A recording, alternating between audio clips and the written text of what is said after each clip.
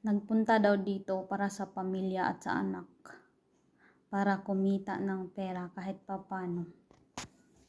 Nagpunta sa abroad. Para sa pangarap. Pero ang pinunta pala dito is Bembang. Siguro wala nang mahanap na lalaki sa labas. Yung mga alaga na lang niya, yung pinatos niya.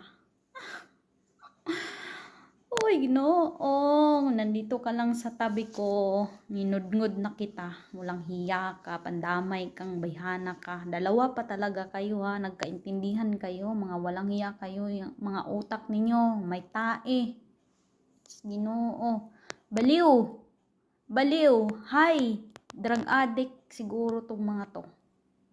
Kakahiya kayo, dinadala nyo pa naman yung bandila ng Pilipinas, yung flag ng Pilipinas. Putang ina ninyo.